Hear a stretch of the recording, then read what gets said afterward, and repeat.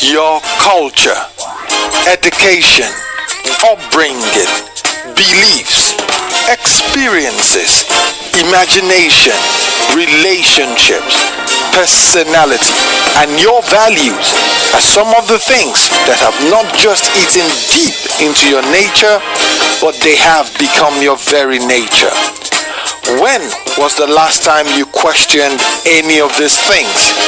When was the last time you questioned how you think?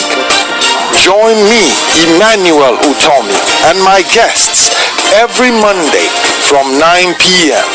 on PRZ 109.2 FM London on Paspektives, because how you think powers your worldviews, actions, and your ultimate reality. So, come on. Let us explore alternative ways of looking at life's issues. Paspektives. What you already know should not stand in the way of what you could learn.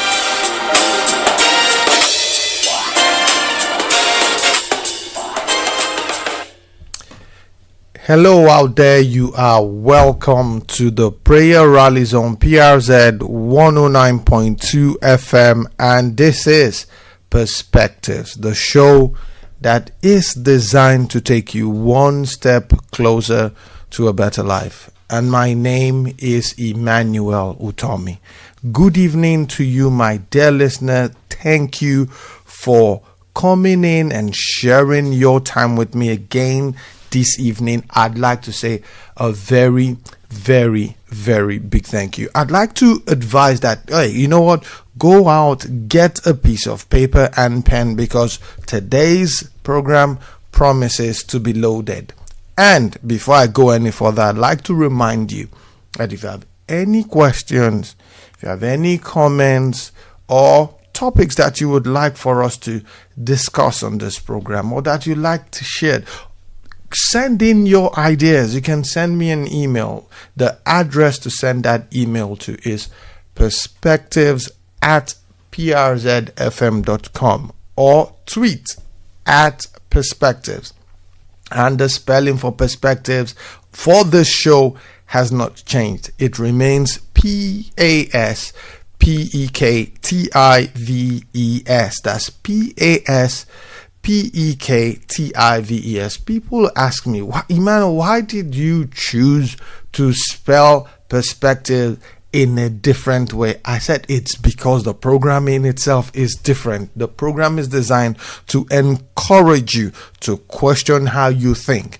The program is designed to help you develop the habit of thinking differently, and also Paspektives is designed to help you develop a solution and progressive mindset. So in its very nature, Paspektives is a show or a program that is designed to trigger you, to help you challenge how you think, to get you to the point where you begin to question the norms, the standards, and the things that you seem to be taking for granted that you are not aware that you are taking for granted. So once again, you're welcome. Yes, you can send an email or a tweet, or if you prefer text message, the number to send the text message to is 0757-260-5435. You are welcome once again to a brand new week. It's a week that God Himself, the Lord Himself, has made, and the Bible says we will rejoice and be glad in it. For our regular listeners of Paspektives, I'm sure one of the things you've noticed is that it seems that we're not running a particular theme this month, and you are right. Yes, this particular month has been a unique month, and we're addressing several issues that are very, very dear, particularly issues that has been raised by one or two listeners out there. And I hope for those who raise these issues, I hope you're getting what you expect. And if not, like I said, send in your comments, send in your questions, and we'll be more than happy to tackle them. I'd like to say once again, thank you to those who sent me feedbacks, particularly about last week's broadcast. It was powerful. It was not seriously planned the way it came out, but I strongly believe that someone out there was being delivered, someone out there was being set free. And I declare that for those of you listening to this broadcast, that the God that rules in the affairs of men will intervene in your affairs and bring you good news this week in the name of Jesus. That your steps will be ordered aright. For those who have heavy hearts, you are burdened in one way or the other, I ask that God himself will send you relief left, right, and center, that by this time next week, you will indeed have a testimony that will bring glory and honor to the name of Jesus Christ. And so shall it be for you in the name of Jesus. Right. Today, we're going to be looking at moving forward. That is what today's broadcast has been titled. And I'd like to say, you know what? For those who've stayed with Perspective, particularly from the beginning of the year, one of the things that you'd realize, that you'd remember, is that we started this year. We started talking about, in fact, for the first month, we discussed the topic planning a successful year. And you know what? We are in a new quarter, and I'd like you to look at the past 3 months. I actually want to challenge, because we're talking about moving forward.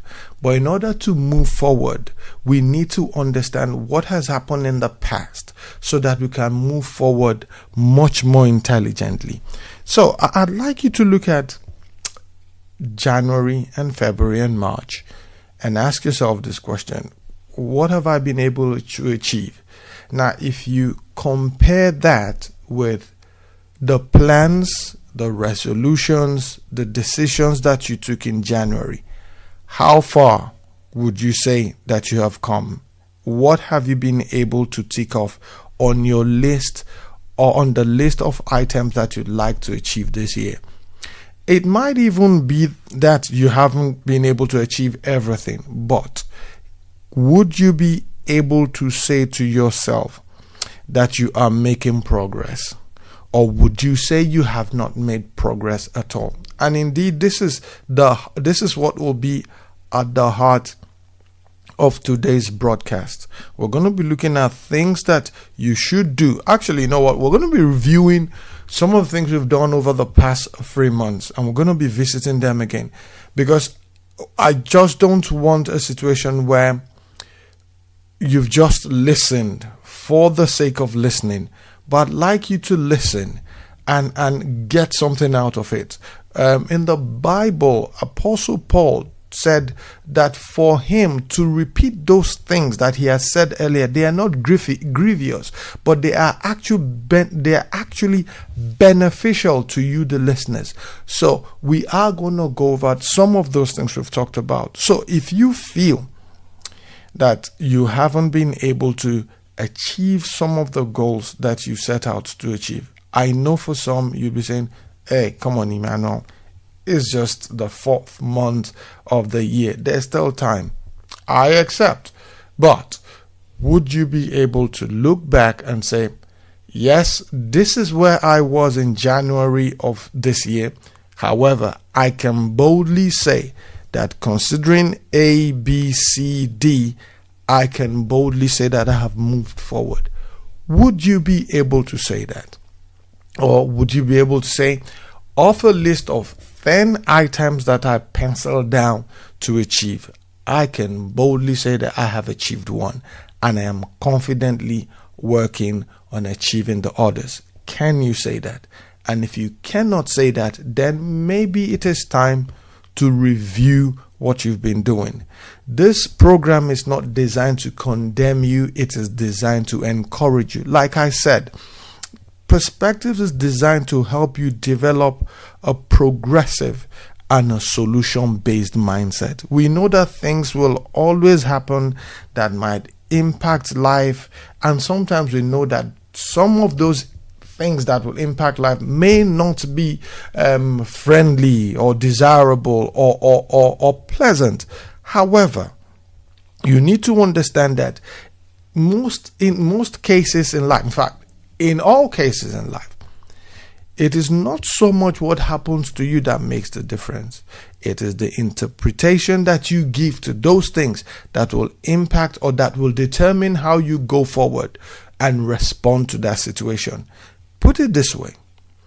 Do you realize that the same things that are happening to you today, for which you have developed excuses, for which you have found reasons not to move forward in life, those same things and sometimes worse things have happened to other people, and they have used those same situations and circumstances as a leverage, as the reason to move forward in their lives. So, at the end of the day, it might not be so much what has happened to you, but actually it is how you choose to interpret those things. So, how have you been interpreting the last 4 months? You know what? For what is left of this program, we're going to be considering some of the things that can impact or that can aid you to move forward for the rest of the year in order to help you achieve whatever goal it is that you've set for yourself. And regardless of the aspect of your life that you've set that goal, all these points will apply. So it might be concerning your career, it might be concerning your health, it might be concerning relationship, it might be in relation to your finance, it might be in relation to your to how you have chosen to live your life on the whole.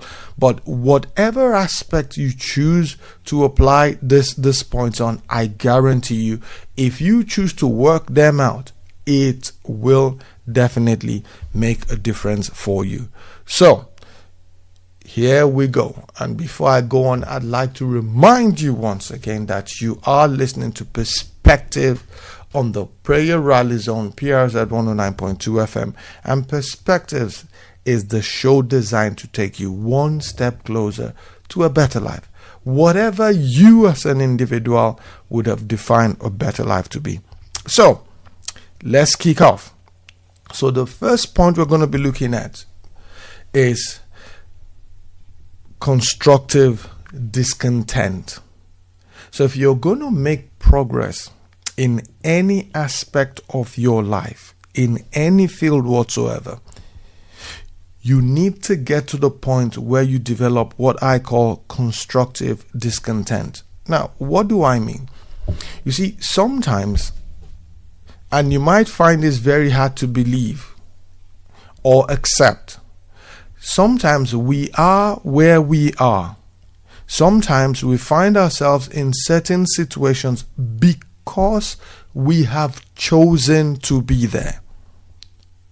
That's one. Sometimes we are where we are. We find ourselves in certain situations because we are happy to be in those situations. Now, it might not be one of the things that you'd like to hear me say this evening, but you know what?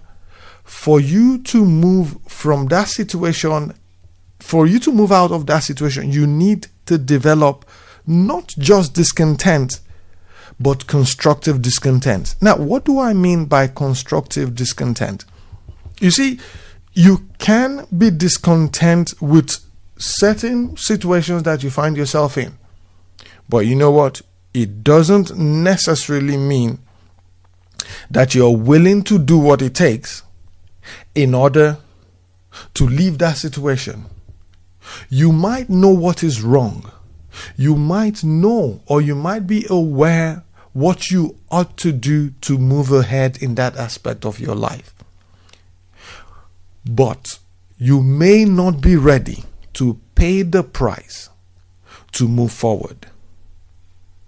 Constructive discontent simply means identifying where you are, being dissatisfied with where you are, understanding and identifying where you'd like to be, but being willing to pay the price to move from where you are to where you'd like to be. You see, before progress can be made, you need to become discontent. We agree with that. You see, there's a difference between complaining about a situation and actually doing something about that situation. You know, some people tend to believe that the more they complain about the situation, the more they talk about it to people who are willing to listen, the more they talk about it, the more they feel they're making progress. It may not necessarily be that way. So I'm saying to you right now, from this first point, that if your choice is to move out of the situation that you find yourself and you'd like to make some form of progress forward, then not only do you need to know what progress looks like for you in that situation, but you have to be willing to identify what you need to do and move on to paying the price to do those things so that you can move ahead. So here's my question to you. Are you just discontent, or can you boldly say you are constructively discontent? Even where you can say to yourself that you are not constructively discontent, question, are you willing to be constructively discontent? And by that, I simply mean, do you know where you like to be? Do you know the price that you should be paying? That is, do you know what you need to do in order to move ahead? And lastly, are you willing to do what it takes in order to move ahead? Like I said last week or sometime before, the challenge is not that we don't know what to do. Most times the challenge is that we do not do what we know. If I asked you this question, do you know one thing, no matter how small, something that you could do starting today that will move your life ahead? I bet the answer will be yes. And since the answer is yes, my question to you is this. Since you knew what to do, or since you know what to do in order to move your life ahead, question is, why have you not been doing it? It is time to become constructively discontent. The year is far spent. I'm going to say that again. The year is far spent. It is time to take action and start to do the things that you need to do in order to move ahead. Point number 2 is understanding or knowing why you are in your present situation. Ask yourself, why am I in this present situation? It might be in relation to your career. You might be looking at moving ahead or changing careers or gaining a promotion in a place of work. The question you need to ask yourself is, why am I here? You see, the reason this question is key is that knowing why you are in your present situation will help throw some clarity on that situation. Look, there are people who are on their jobs at the moment who may not be happy, but the only reason why they're on that job is because it pays their bills. Now, if you understand that, I'm not saying that is wrong, but if you understand that that is why you are on that job, then it gives you a greater clarity about why you are doing the things that you're doing. So every time that boss comes and talks to you anyhow, or every time that colleague or those colleagues of yours make life unbearable for you, you can stick with it and say, I know the reason I'm here is because I need funds to pay my mortgage. However, it should also trigger a thought in your head, something that probably would go like this. Is this the only place that I can work and get funds to pay my mortgage? So when you ask yourself questions like this, it helps throw clarity to it. Consider also questions like this. Why am I in this situation? Take time out. Seriously, take time out.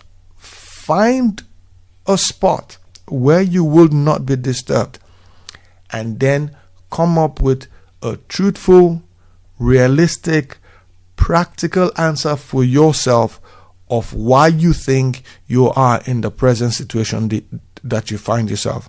You could also ask yourself a question like, how did I get into this situation? What were the circumstances that led me onto this job?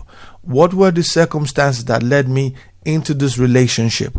How did I get into this predicament or joyous situation, as the case may be, that I find myself? What other questions could be, what habits do I have? What habits have I picked up? Or what habits have I formed over time that may be reinforcing my staying in this situation? Look at it this way. You are where you are today for several reasons. And this point simply highlights you identifying those critical factors that have enabled you to consistently stay in that present situation regardless of what has been happening to you. So, what habits do you have that have reinforced you staying in this situation that you find yourself? You know, there are people who have been or who are in abusive situations, in abusive relationships, or who are on jobs that they're not, you know, you're not getting paid enough, but you know that you have what it takes, the skills, the understanding to get another job, yet you stay on this job. Why?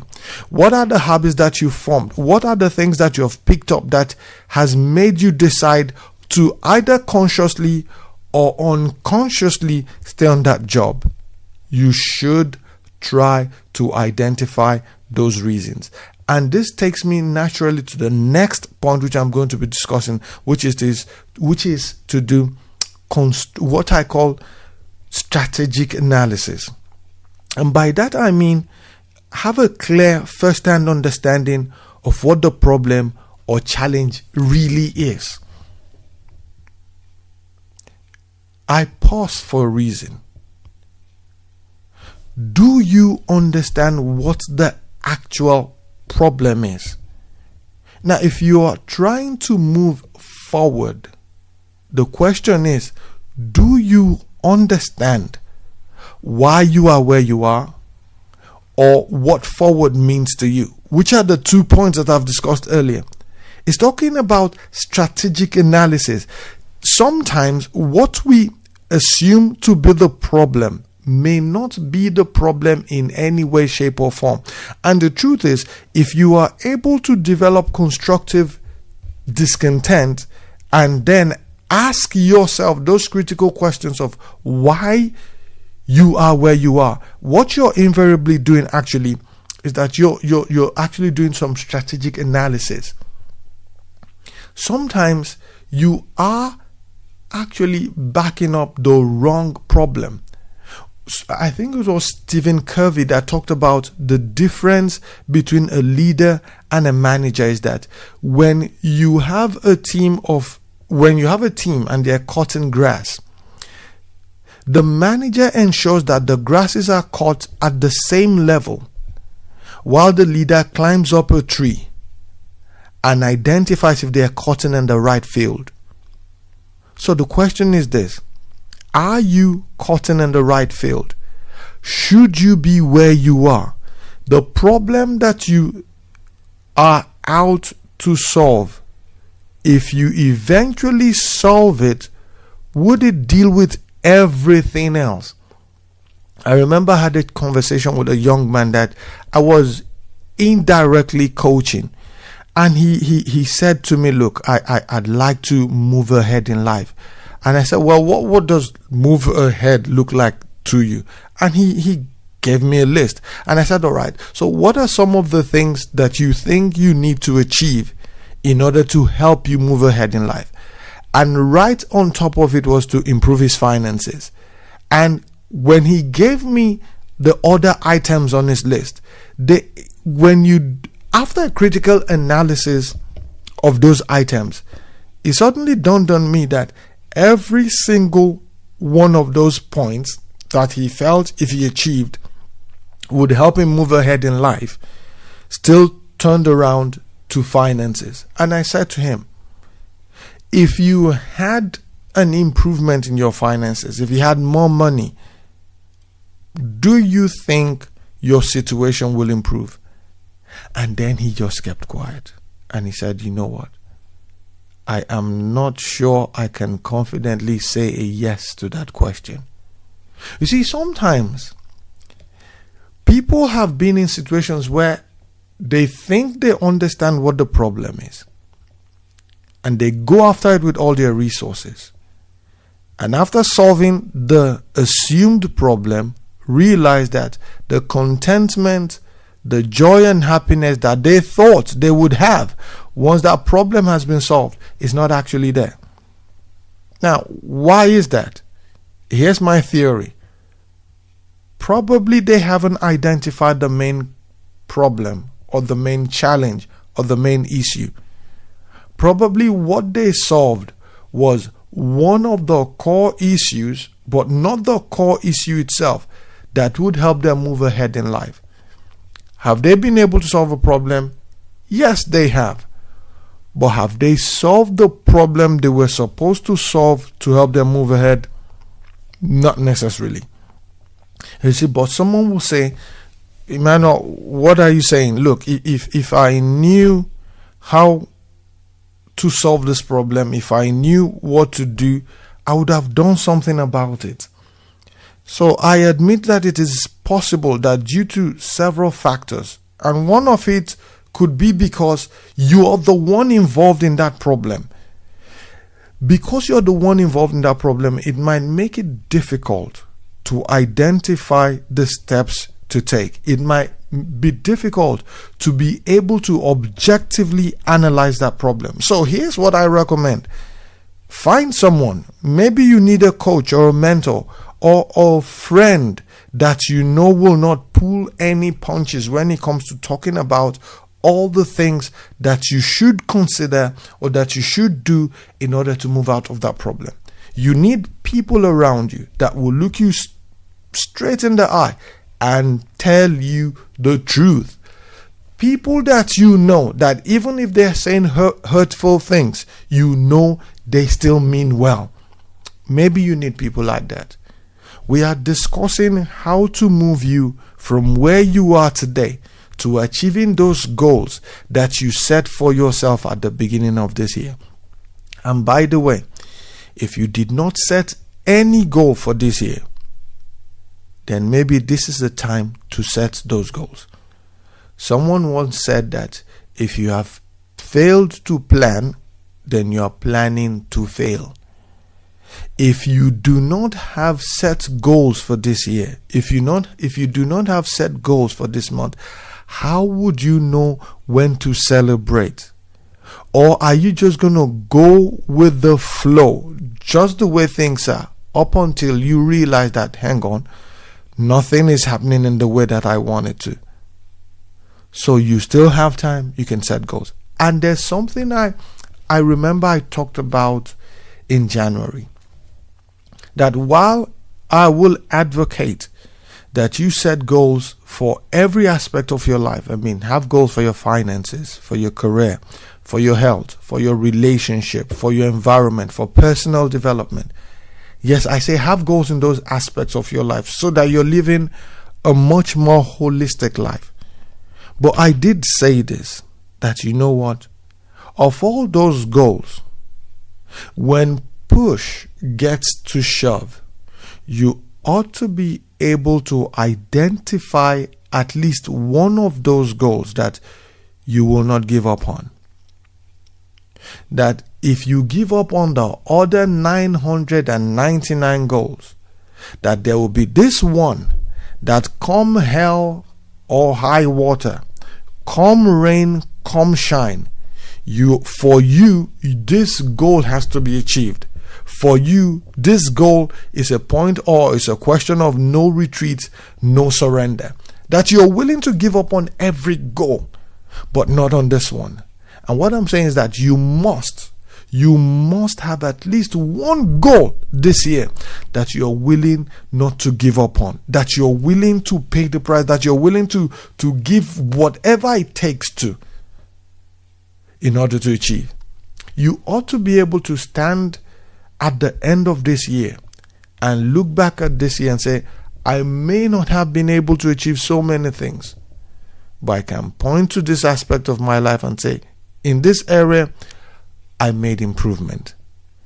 So this is the goal that we're talking about. This one goal that you will choose not to give up on. This one goal that you will achieve.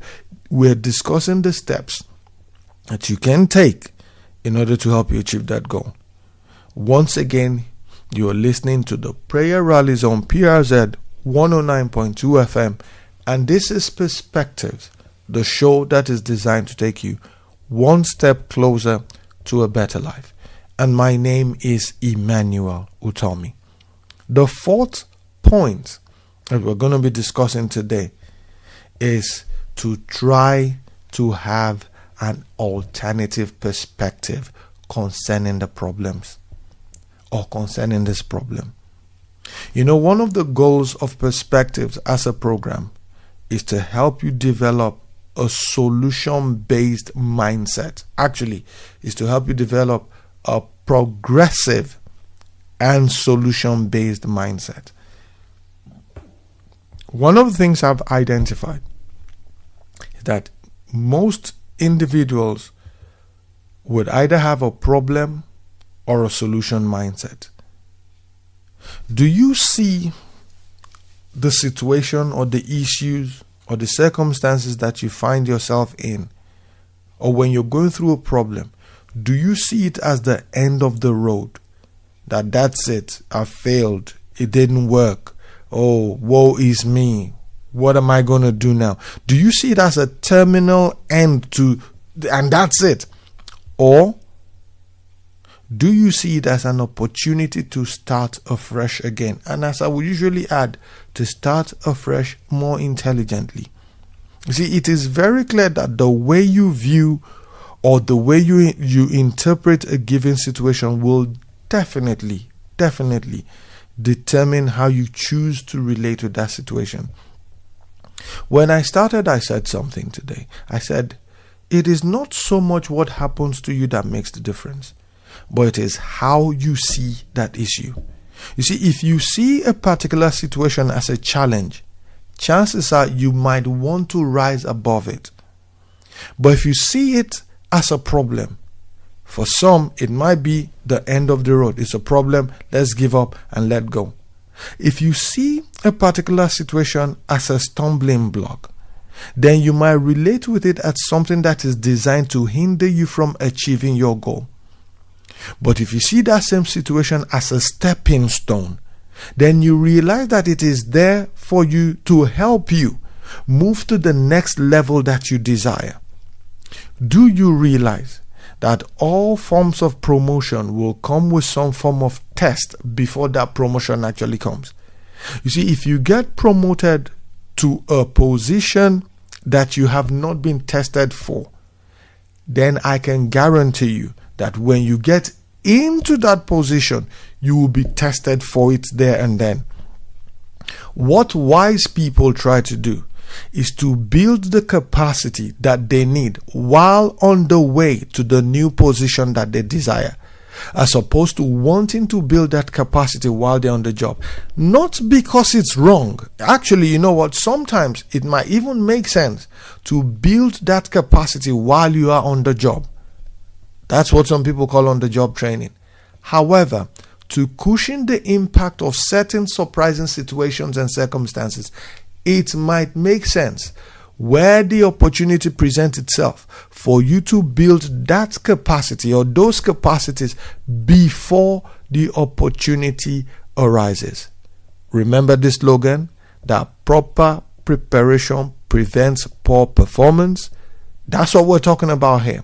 That if you prepare well ahead, that when that situation comes up, you are able to glide through it. So we're talking about developing a solution-based mindset when you find yourself in situations and circumstances. So here you are, you have set a goal for yourself or something you want to achieve. And while on your way to achieving that goal, something happens that throws you off. You can decide to shut the door, or you can decide, you know what, I can do something about this. You see, sometimes, and this is the challenging bit, sometimes when we are unable to find our way out of a situation, especially when this situation now persists, when it goes on for a long time, you know what happens? Some of us may likely get to a point during this problem where we now decide to give in. We just decide to accept it as our lot in life and then move on and you know what? Some would even move one step further from not just accepting it that, okay, this is how life is treating me, but we now put together a series of reasons for why there doesn't seem to be a practical solution in sight, for why there doesn't seem to be a practical solution for getting out of that situation. I mean, look at so and so, look at this person, they're going through the same situation. In fact, I'm even better off compared to them. We tend to cook up excuses, reasons for ourselves why we should remain in that situation. But you know what? Sometimes we can become so engrossed in a situation that it consumes all our energy and analysis, such that we don't have any time to look at practical solutions. Now, this actually serves as a guide for the first 2 points that I discussed. I know I talked about being able to analyze the problem. I know I talked about being able to ask yourself why. What tends to happen is that some people now stay with that. They spend and invest all their time in understanding the problem, not because they would like to get out of it. No, just because they would like to make sense when they're explaining why it is a problem to someone else. They want to be versed in that problem. They want to know the ins and outs of that problem and leave it at that. This point of developing a solution-based mindset says move one step further from there, where now that you understand the problem, now that you understand why you're there, now that you have done your basic analysis and you understand the intricacies, now find a solution. Don't sit down and become an expert analyst for that problem. It is not good enough. If you want to make progress, you need to move beyond that point. And a case in point that will illustrate this example I have taken from the Bible. Now, if we look at the book of John, chapter 5, I'm going to read verses 1 to 3 and then verses 5 to 9 in the New Living Translation. This is what it says.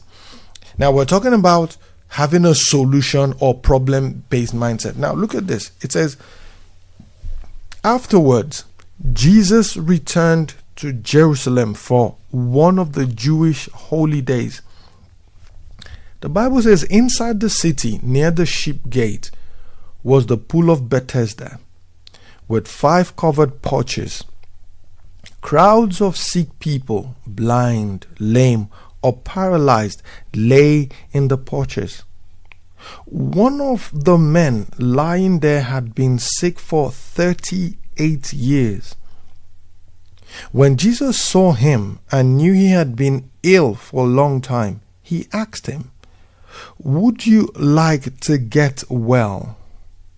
"I can't, sir," the sick man replied, "for I have no one to put me into the pool when the water bubbles up. Someone else always gets there ahead of me." Jesus said to him, "Stand up, pick up your mat, and walk." And instantly the man was healed. He rolled up his sleeping mat and began walking. But this miracle was performed on the Sabbath. Now, the point I'm trying to get out of this is this. Here's a man who has been suffering this particular ailment for 38 years.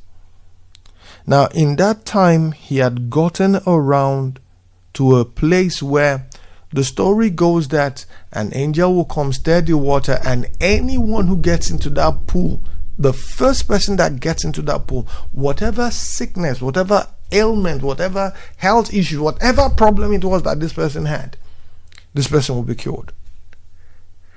So, after 38 years of suffering the same problem, the Son of God, who sends the angel to come in and bubble the water, stands in front of this man and says to him, "Would you like to be made well?" Now, I know the man may have his reasons for being where he is. I know he may have his reasons for the answers that he gave. But it's actually his answers that caught my attention.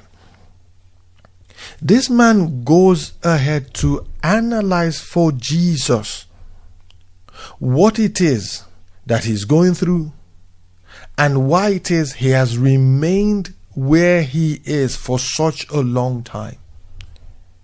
You know what? His reasons are actually valid. But you know what? After all said and done, he still remains in that situation. See, my question to you is this. Regardless of the reasons that you have for where you find yourself, regardless of why you think this problem is a problem, regardless of the analysis that you've done, my question to you is this. What difference does it now make if you're not going to take active steps to move ahead, to use that information that you now have to help you overcome those challenges? What do you say to people who come around you offering to assist you? Do you cook up excuses for them that will discourage them in the very first place of even supporting you? Or do you tell them that, look, you know what? I am ready to move ahead in life. Jesus was able to look past this man's reasons and excuses and said to him, you know what? Enough of the excuses. Enough with the analysis. Rise up and work. Pick up your mat and go home. Contrast that with someone like Nehemiah, the cupbearer of King Xerxes in the Bible, who had a burden to rebuild the walls and the gates of Jerusalem. And regardless of this burden, when he had the opportunity and the king asked him, how can I help you?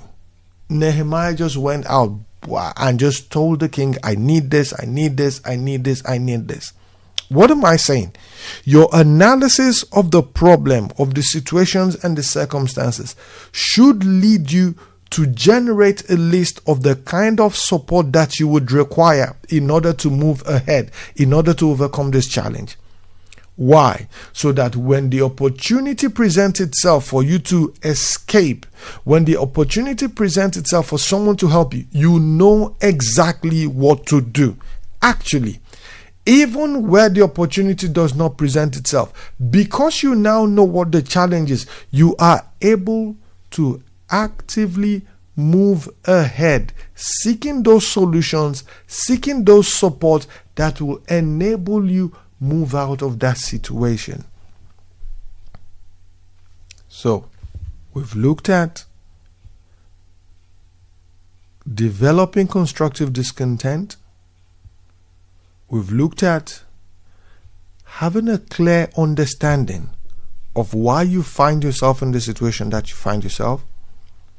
The third point we discussed was doing strategic analysis of where you find yourself. And the fourth point we looked at was developing an alternative perspective to the problem. That not seeing it as an end in itself, but as a means to an end. You do realize that sometimes some of the things that you grow through gives you the opportunity to develop your intelligence, to develop your skill, to develop your capacity to solve problems.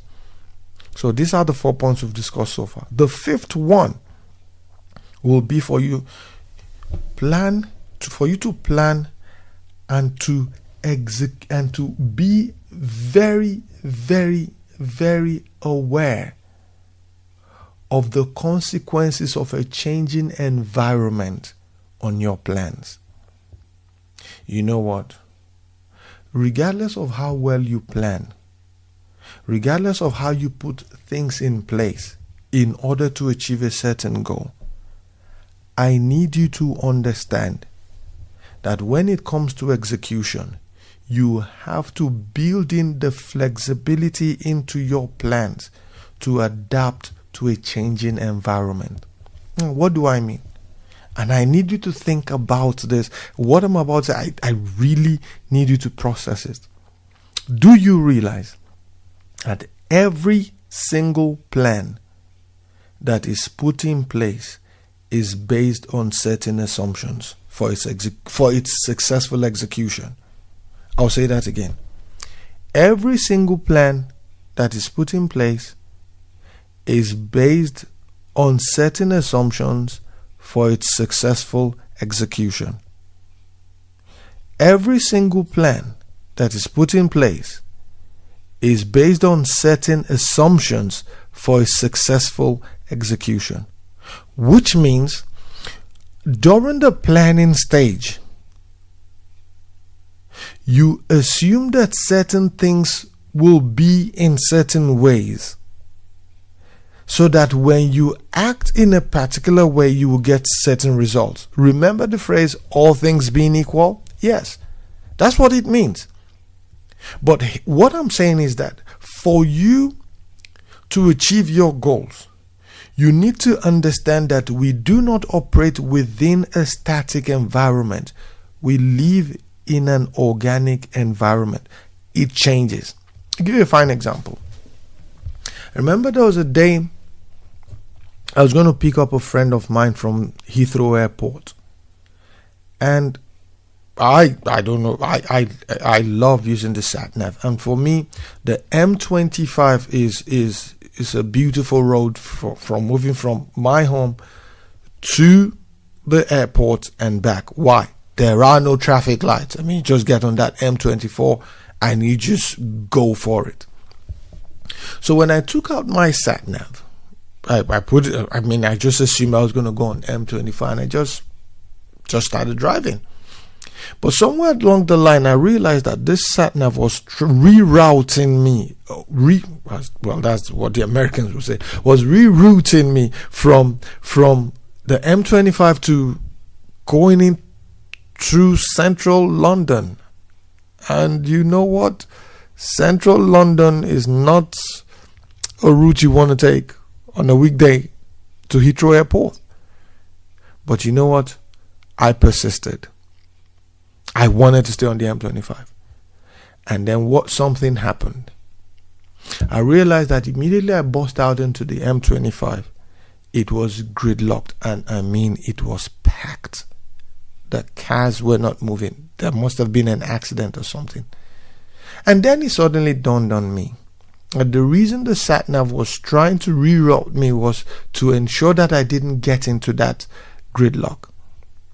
Fortunately, I had the opportunity to turn off the M25 at some point, and now I stayed with the sat-nav.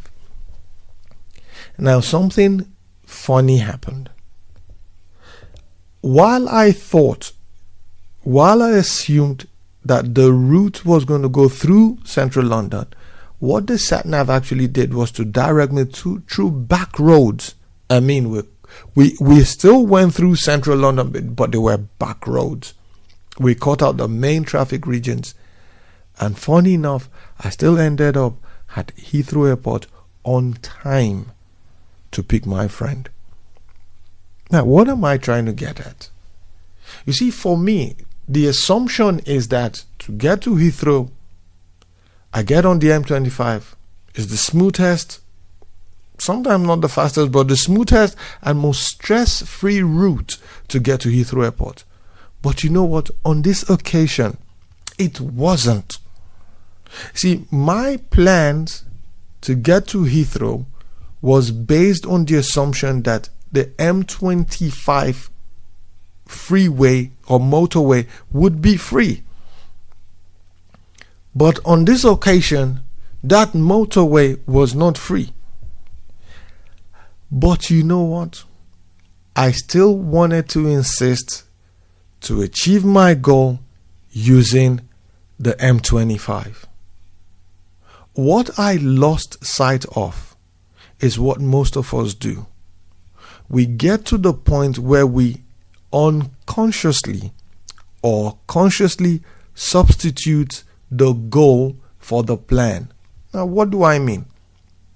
My goal on this trip was to get to the airport. The plan was to go through the motorway, the M25 motorway. Ultimately, it is the goal, the getting to the airport to pick my friend, that is the most vital aspect of this whole situation. So to sit and insist that I must achieve that goal by going through the motorway was not a wise move. And that was what the sat-nav was saying. Your assumptions at the stage of planning make sense, but when it came to the state of execution, situations had changed. And what you needed to do was to adapt your plan to fit into the changing situations and circumstances. So here's my question to you.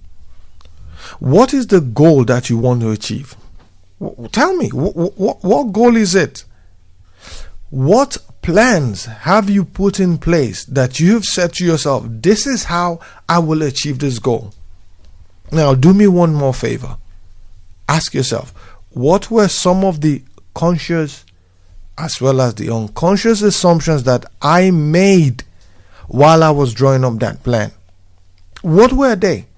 Because if you're able to understand what assumptions you made that you may still be insisting on, you may realize that the situations and circumstances within your environment may have changed such that your assumptions at the stage of planning are no longer valid.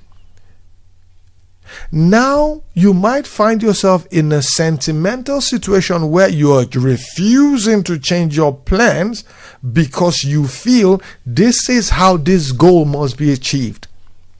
And I'm saying to you, remember that your plan is not the same as the goal. Do not get emotionally attached to your plans. Be clear with your goal, but be flexible with your plans. Be absolutely stubborn about achieving your goals, but also be absolutely flexible as to the means and ways of achieving those goals. The only caveat I'm just going to add to that is that those means and ways of achieving those goals, they have to be legal. Because I don't want anyone out there saying, well, Emmanuel did say we should be flexible about how to achieve our goals, so I'm going to do this. No, it has to be within the confines of the law. You know what I mean. So please stay within your goal.